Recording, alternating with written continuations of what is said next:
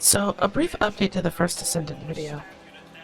I didn't really talk about the multiplayer in my first video, simply because I hadn't had a chance to really interact with it too much at the point of the game that I was in. But as it is a co-op looter shooter, multiplayer is going to be, or is supposed to be, a pretty big part of the gameplay experience. Now, I appreciate Nexon for going for the seamless drop-in, drop-out approach.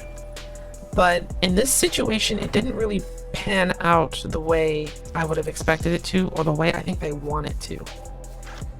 On the right of the screen, you can see that there's a bit of a party list of names. These are your squad mates. When you load into the overworld, regardless of whether or not you're going into a specific mission or doing a thing, you'll get matched randomly with people at random levels. Whether or not they help you with the objective that you're currently doing, or if they go off on their own to do their own thing, is completely random. One of the members of the squad was actually in the same mission that I was in, but the other two, we didn't even see them at all, period. This is really great when you're trying to get something done and you don't really want to be competing for kills, but it becomes a problem when I don't know how much of the content is expected to do by yourself or with a party, or what content is supposed to be done with a party. The game doesn't really have any sort of notification or explanation for how multiplayer or co-op is supposed to work.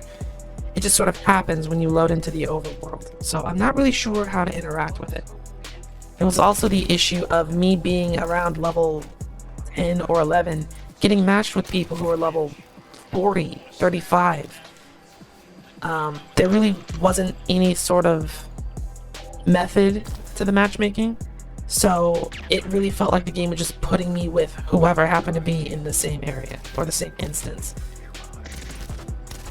So even if they were to come and help me, they would just come and one-shot everything, sucking all of the challenge out of the game, which there is challenge here. There were several instances where I was either not paying attention or just blindly walking into an ambush, and I paid for it.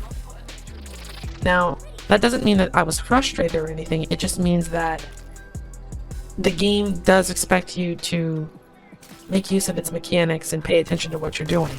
But all of that, I feel, would fall apart if a level 40 were to just pull up out of nowhere and raffle stomp everything that I was looking at. I think that they need to work on this, is what I'm trying to say. Not only should all of the squad members be within the same... Of course, I understand that revamping the matchmaking system is something that probably isn't going to happen this late in the development stage. Changing values and rebalancing stats and stuff like that is something that can be done relatively easily between a closed beta test and the official release, but matchmaking would take a long time to tweak and adjust, so it would be a lot to expect them to change that.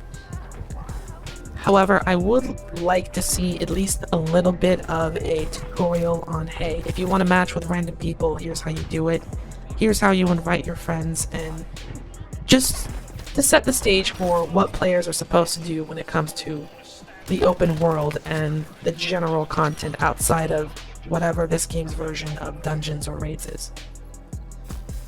But yeah, that's just something really quick that I wanted to bring up and mention. I have a few more other topics regarding this game that I want to talk about that didn't get brought up in the first impressions video. I'm going to try and get as much of it as I possibly can before the closed beta ends, so in case you're curious about how different features work, I will attempt to get to as much as I can. If you have any specific questions about the game or any of its features, let me know and I will look into it for you while the closed beta is open. As always, thank you for watching, and I will see you guys in another video.